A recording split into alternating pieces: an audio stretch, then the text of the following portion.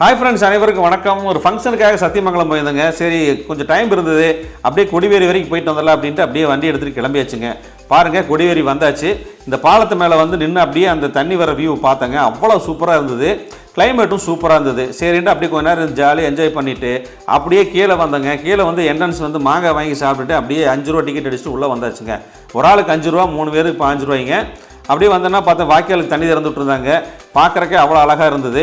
அப்புறம் பரிசல் பக்கம் போனேன். பரிசல் ஒரு ஆளுக்கு வந்து 50 ரூபா, அப்புறம் வந்து ஃபுல் ரவுண்டு 100 ரூபான்னாங்க. அன்றைக்கி நாங்கள் போகிற ஐடியா இல்லைனால அப்படியே சரி அருவி வர்ற இடத்துக்கு நம்ம வந்தாச்சுங்க.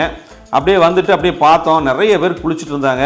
எனக்கு வந்து இந்த நம்ம குளிக்கிறதுக்கான ஏற்பாடெல்லாம் பண்ணாமே வந்துட்டோம், டவல் எடுக்காமல் போனதுனால.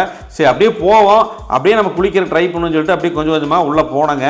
கொஞ்சம் ரொம்ப நாளைக்கு அப்புறம் போனங்காட்டி கொஞ்சம் தடுமாற்றம். அப்படியே உள்ளே போயிட்டு சரி நம்ம குளிச்சிடலாம்னு சொல்லிட்டு அப்படியே போய் குளிக்க ஆரம்பிச்சிட்டேன். கொஞ்சம் பயமாக தான் இருந்தது, ஏன்னா எனக்கு கொஞ்சம் சளி இருந்ததுனால சரி அப்போ லைட்டாக ஒரு குளியலை போட்டு அப்படியே வெளியே வந்து அப்படியே மீன் சாப்பிட்லான்னு வந்தாங்க. ஒரு கடையில் பார்த்தா இந்த மீன் வந்து 120 ரூபான்னு சொன்னாங்க. அப்புறம் பக்கத்தில் இன்னொரு கடையில் போய் பேசி ஒரு 80 ரூபாய்க்கு ஒரு சூப்பரான ஒரு மீன் வாங்கி பொறுக்கி சொல்லி வாங்கியாச்சுங்க. மீனும் பார்த்தீங்கன்னா நல்லா கமகமான வாசனையோட அட்டகாசமாக இருந்தது.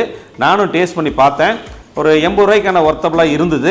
இங்கே வந்து மதியம் டைம் மீன் குழம்பு சாப்பாடும் கிடைக்கும். நான் ஈவினிங் வந்ததுனால மீனோட முடிச்சுக்கிட்டேன். சூப்பராக இருந்தது. நீங்கள் குழந்தைகளோட வந்து சூப்பராக என்ஜாய் பண்ணலாங்க.